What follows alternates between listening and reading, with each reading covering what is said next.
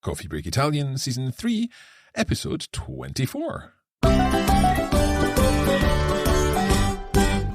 Buongiorno a tutti, benvenuti a Coffee Break Italian. Io sono Mark. Ciao a tutti, e io sono Francesca. Allora, Francesca, come stai oggi?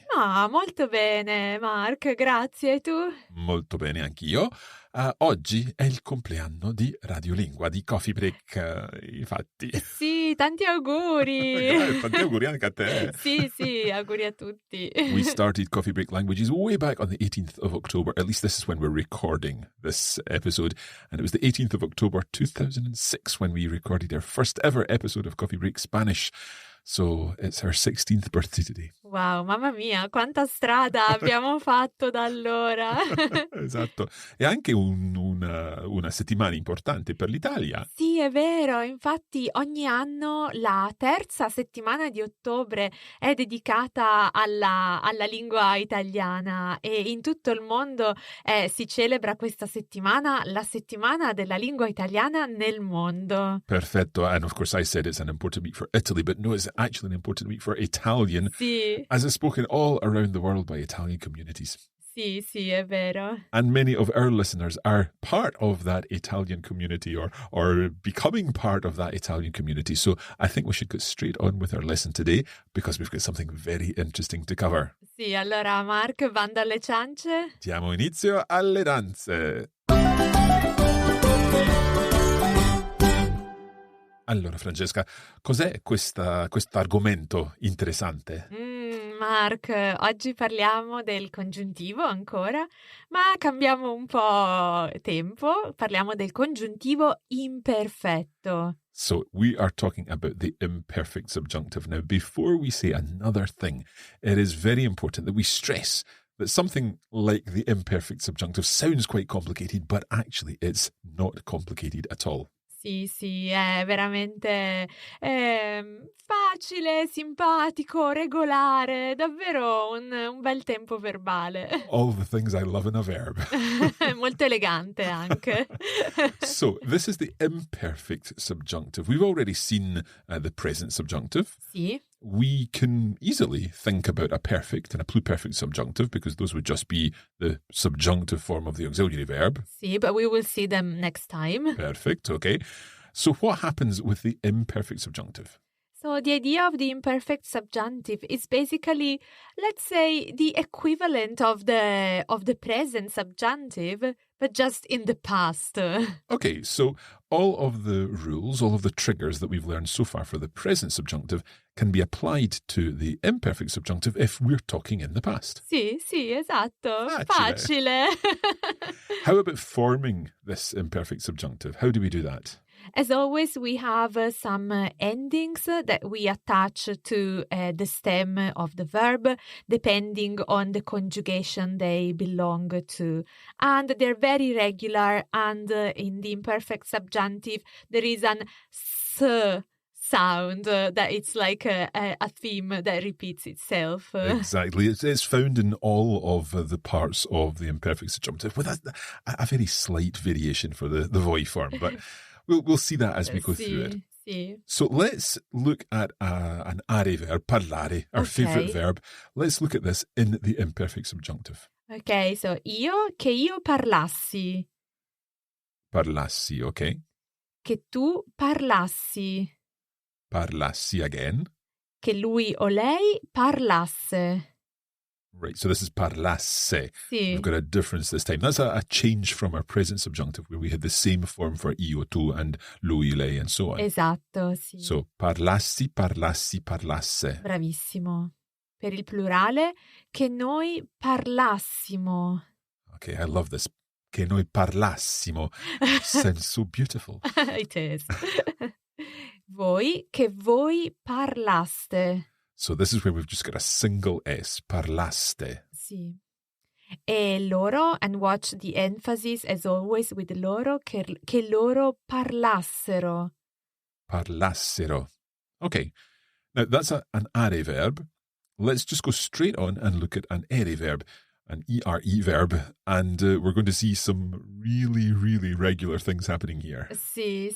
They're very similar across the three conjugations, but obviously when we switch to the conjugation ere, the second conjugation, we have an e theme for the ending. So we can hear essi for example, the first person. So if we take vedere, che io vedessi. Okay, so vedessi. So that E sound that Francesca mentioned is, of course, written as an E in English. Sì. So ESSI, vedessi. Che tu vedessi. Vedessi. Che lui o lei vedesse. Okay, we're seeing the pattern here. Vedesse. And then let's see if we can finish off this pattern. So would it be che noi vedessimo? Bravissimo. Che voi vedeste? Sì. And che loro vedessero. Perfetto, Mark. You see the beauty of this tense? It flows. It's one of those wonderful C'è un tenses. ritmo bellissimo. Sì, certo. Ok, e allora cosa succede con finire, ad esempio? Ok, finire. First of all, we should say that there are no isk verbs in the imperfect subjunctive. So finire normally is an isk verb, but we don't have to worry about adding isk in this case. So again, similar endings, but we are just starting them with the E, Italian E or English I. So that would be che io finissi, Sì. che tu finissi, Sì. che lui o lei finisse. Sì. Do you want to finish off? Certo. Che noi finissimo, che voi finiste, che loro finissero. Ok, io volevo che tu finissi questo verbo. Perfetto. So you see what I did there? Volevo che, I was wanting that, you finished in our imperfect subjunctive form. Volevo che tu finissi questo verbo. Un primo esempio con il congiuntivo imperfetto. Perfetto. Okay, so these are our regular verbs. Of course, there are some irregular forms, and these follow the same endings, but they've got maybe a different stem. And I think this is something that we'll have come across in other, maybe in reading, maybe in experiencing other pieces of Italian. Sì, I should say that there are very, very, very few irregular verbs in the imperfetto of the subjunctive. And if you think of the imperfetto of the indicative, there were also very few irregular verbs. And it's basically the same verbs which are irregular for the indicative imperfetto are also irregular for the imperfect subjunctive. Okay, so let's look at some of these. First of all, our favorite essere. Sì, this is completely different. So the imperfetto is fossi. Fossi. So this fossi, we came across something a little bit similar when we were looking at the passato remoto. Sì, we also had the f stem, so fui, io fui. Exactly. So that we can see where it comes from. So fossi, se io fossi, Sì. and of course it would then be tu fossi, lui o lei fosse, Sì. noi fossimo, voi foste, and loro fossero. Perfetto, Mark, sei bravissimo. What about avere? Avere is actually regular for once. Ah, excellent. So we are going to take off that ere ending and add essi, avessi. Sì, And molto that's bene. something I'm sure our listeners have heard before or seen before. Se io avessi, in fact, there's a great Umberto Tozzi song, Se io avessi te, no? Sì, Okay. mi suona familiare. Okay, what about fare, another common irregular verb? Fare che io facessi. Facessi, okay, and again, facessi, facesse, facessimo, faceste, facessero. Sì, bravissimo. È troppo facile. Non esageriamo. Okay, any other common irregular verbs? Sì, an important one is dare, to give, because there is an important change, and this is actually a mistake that we Italians make at times. Okay, so if you want to be even more impressive than a native speaker, what will we say to get it right? Sì, is che io dessi. Dessi. Okay, what would you say if you were making that mistake that many Can you Italian guess? speakers? Dassi? Dassi. So it's something that children or Okay. toddlers say at times. And I think this is something that as learners of a language, we always find amazing that toddlers can use the imperfect subjunctive without thinking. Of course, they don't know it's the imperfect subjunctive. But all good. Anything else? Same thing with stare, stessi. So Okay. it's not stassi. I shouldn't say it, but just to show you the difference, is a stessi with the Stessi. e. Okay. What about dire? Because that can often be an irregular verb. Sì, again, like fare, we have to add the ch sound. So dire che io dicessi. Dicessi, okay. Dicessi, dicessi, dicesse, dicessimo, diceste, dicessero. Sì, and the same with bere. As always, we have to add that ve sound in order to conjugate the verb, but it always happens with bere. So probably it sounds natural enough che io bevessi. Bevessi. Okay. You know, there's one other group that I'm thinking of, Francesca, that's maybe worth mentioning, and that's those verbs that end in re, the double R-E. Ah, bravissimo, Mark. We don't talk very often about these verbs, but it's actually an important group of verbs like tradurre, produrre, condurre. And we learn one structure, we learn one pattern, and it applies to them all. Sì, sì. Ad esempio, se prendiamo il verbo tradurre, To translate. sì, che io traducessi. So it introduces that cessi, like dicessi, facessi. Sì. There's a ch sound in there, traducessi. Esatto, sì, bravo. So we've covered the entire conjugation of the imperfect subjunctive in about 9 minutes, and I think that's pretty good going. Before we go on to talk about or listen to our conversation, can we have a little review of when we would use this and how the sequence of tenses work? Yes, there are actually some important things to point out about the imperfect subjunctive. As we said in the introduction, we use the imperfect subjunctive in the same way as we use the present subjunctive, but we transfer everything in the past.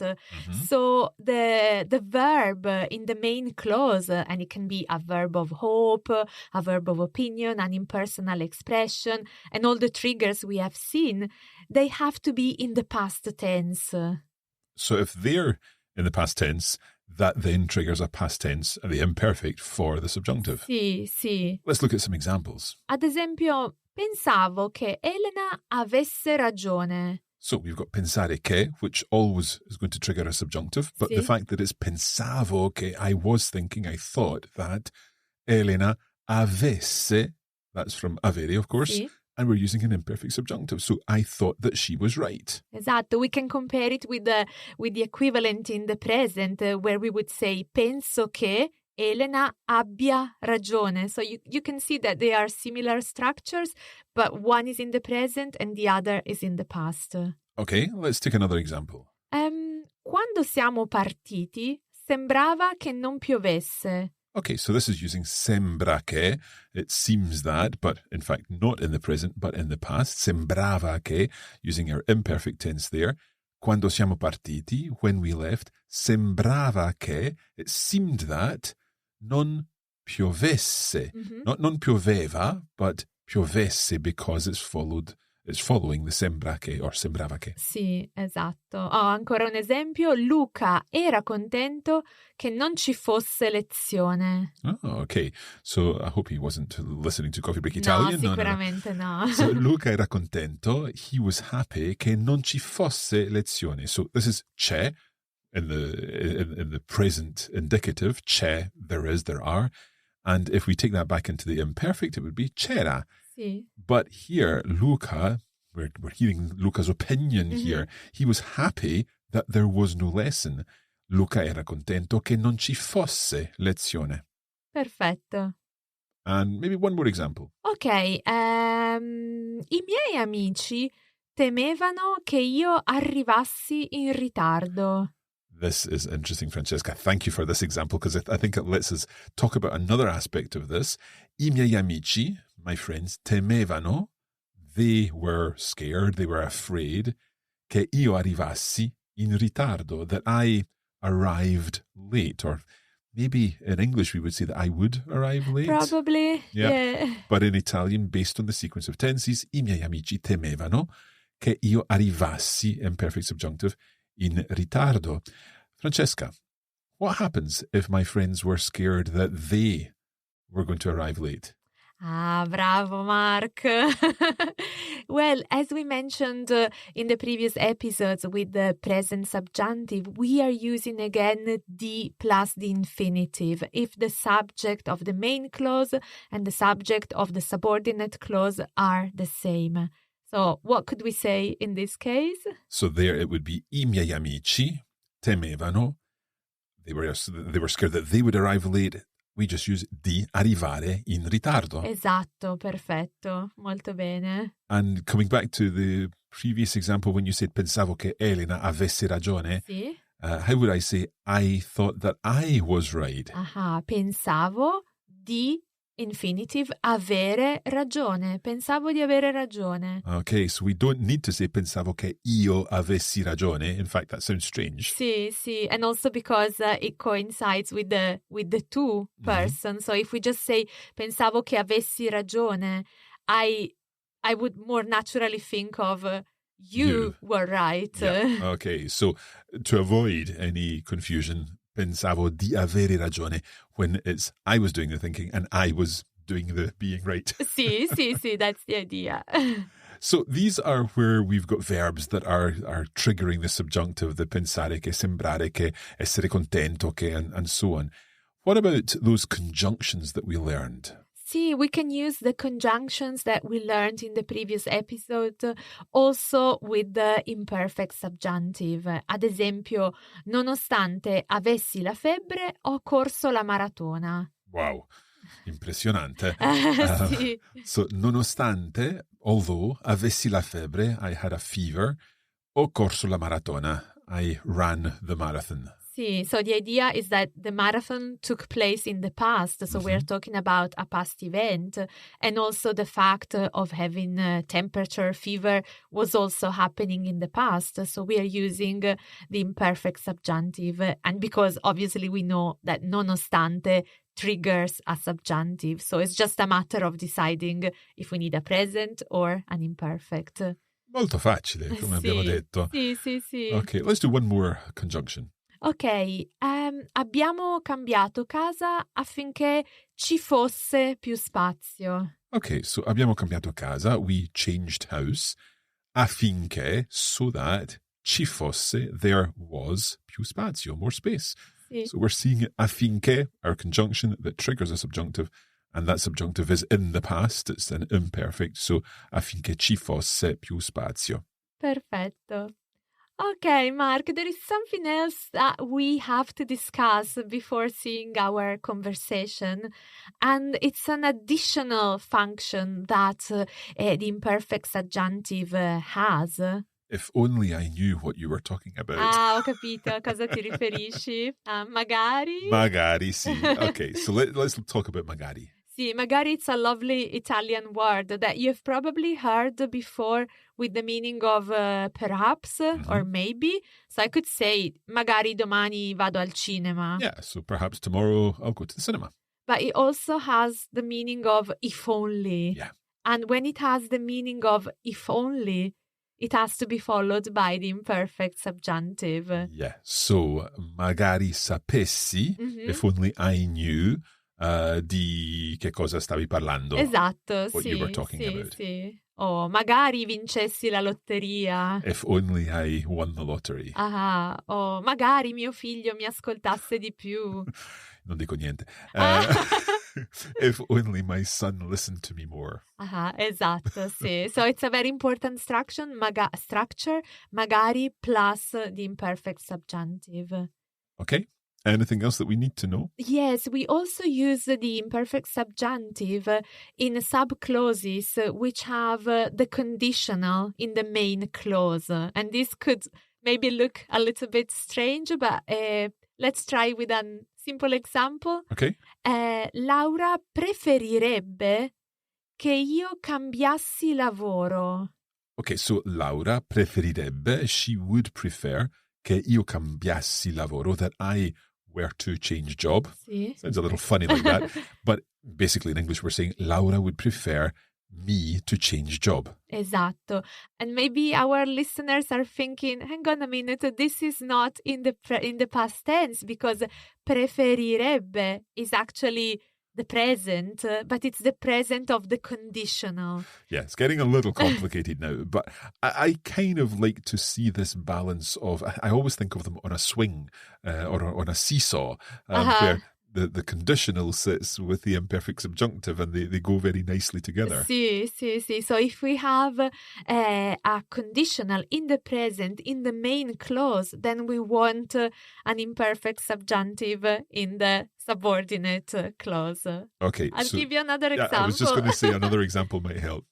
Vorrei che tu fossi qui. Okay, that's much more simple. Vorrei, I would like, che tu fossi qui, that you were here. Esatto. Again, translating it into better English, I would like you to be here. Sì. Magari fossi qui. Magari tu fossi qui, sì. If only you were here. Esatto. Ho ancora un esempio. Mi piacerebbe che voi tornaste a casa prima delle 10. Okay, so mi piacerebbe che, I would like that. Voi tornaste a casa, you were to return.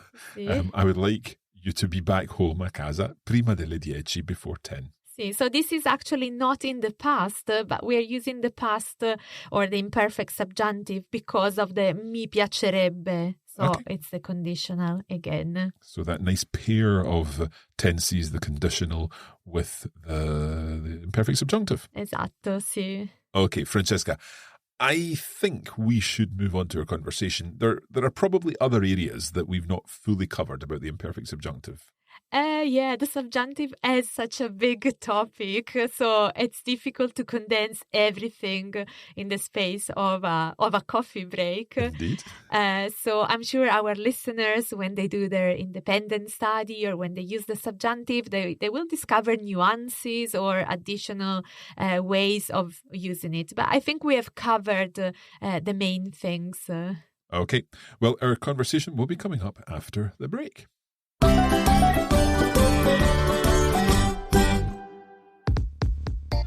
In addition to the podcast version of Coffee Break Italian Season 3, we are also putting together a full course on the Coffee Break Academy, where you'll be able to access bonus materials to help you make even better progress with your Italian.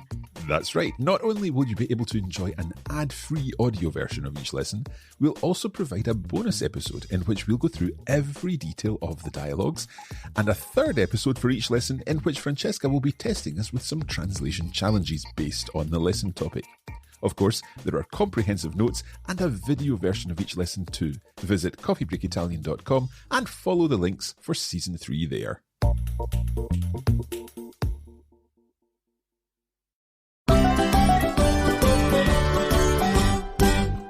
Bentornati.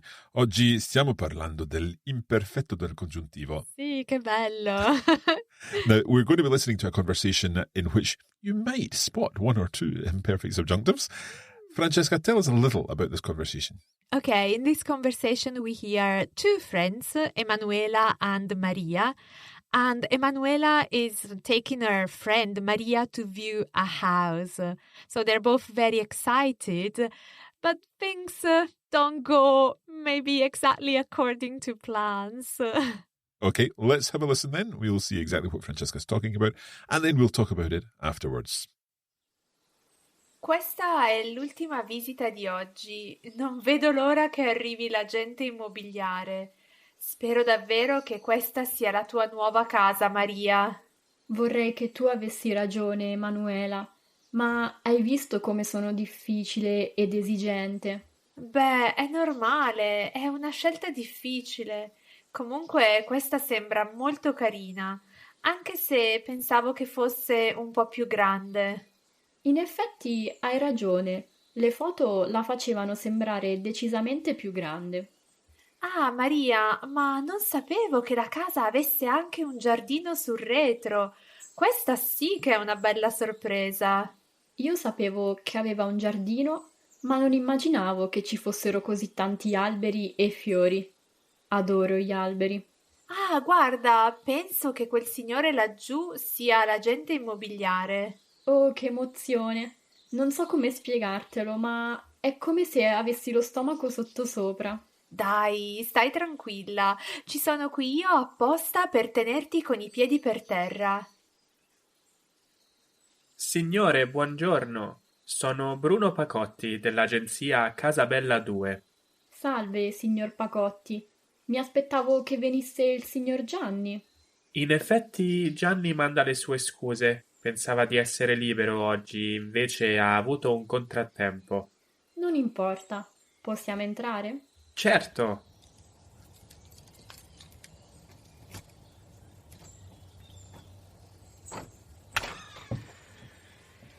Oh, mi dispiace.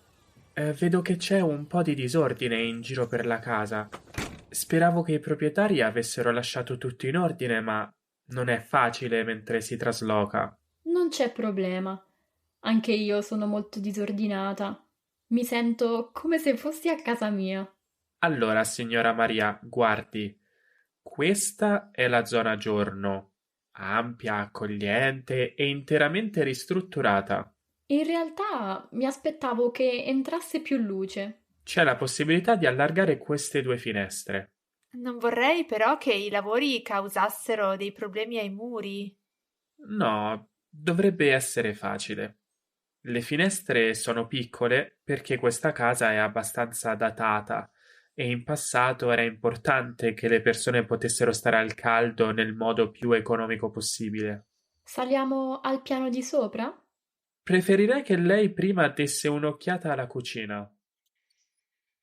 Oh no! Cosa c'è, Emanuela? Sospettavo che qui abitassero dei topolini e non mi sbagliavo, guarda. Oh, mamma mia! Signora, ma è normale. Questa è una casa di campagna.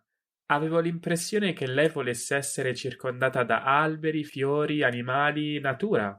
Io amo la natura, ma c'è un limite a tutto. Dall'annuncio sembrava che questa casa soddisfacesse tutte le mie esigenze, ma non è così. Andiamocene, dai. Maria, calmati, respira. Non vorrei che ti venisse un infarto. Tranquilla, signora. Capisco perfettamente la situazione. A dire il vero, temevo che questa casa non facesse per lei. Però c'è un appartamento in centro che voglio mostrarle. Un vero gioiellino. Secondo me è perfetto per lei. Magari fosse la volta buona.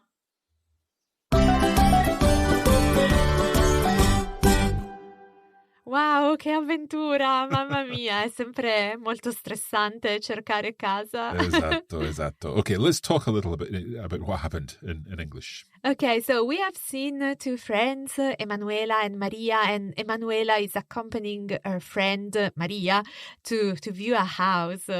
Okay, so Maria's somewhat demanding and Sì. she's already viewed several houses. See, when they first see this house, they are surprised to discover a garden at the back with a lot of lovely trees and flowers. Yeah, the estate agent arrives and Maria's really quite excited about the whole thing, but I think Emanuela's job is well, to keep her grounded. See, it's always good to have a friend like Emanuela. First of all, it turns out that the agent that arrives, il signor Pacotti, is not really the agent they were expecting. I think his name was Gianni, if I remember rightly. Yep, and when they enter the house, it looks a little bit untidy, but Maria doesn't seem to be too concerned. I think she actually kind of feels a little bit at home. Sì.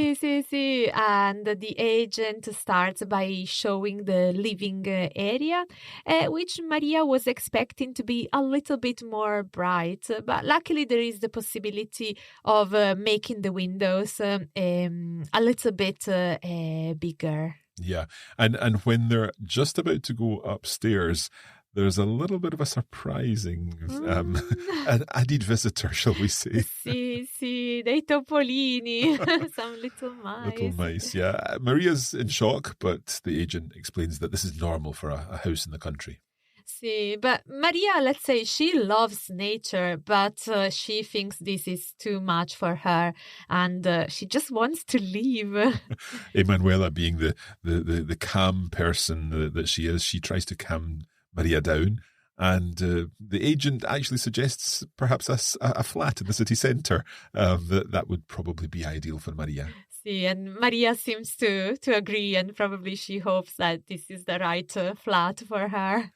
Well, you can listen to the conversation again and go through it in detail with us in our bonus episode available over at the Coffee Break Academy. So just go to coffeebreakacademy.com or coffeebreakitalian.com and you'll be able to find it there. Allora, Francesca, penso che è tutto per oggi. Sia tutto per oggi. Bravissimo, Mark, però non è tutto per oggi. Certo. C'è ancora una cosina, forse. Sì, c'è ancora una cosina, anche questa volta.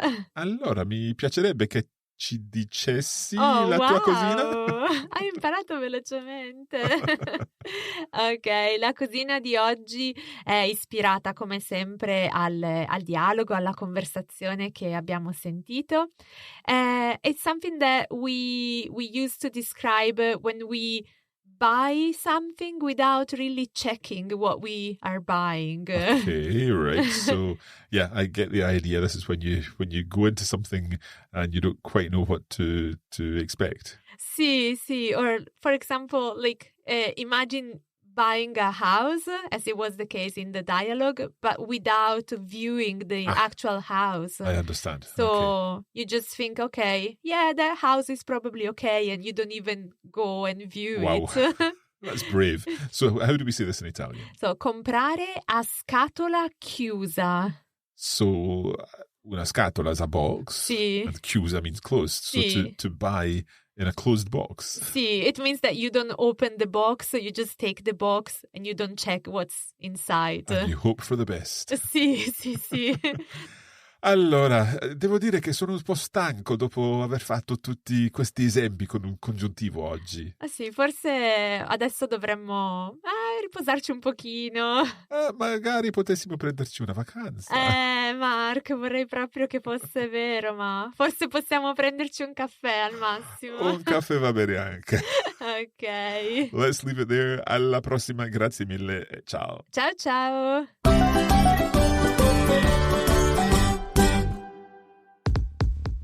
You have been listening to a Coffee Break Languages production for the Radio Lingua Network. Copyright 2022, Radio Lingua Limited. Recording copyright 2022, Radio Lingua Limited. All rights reserved.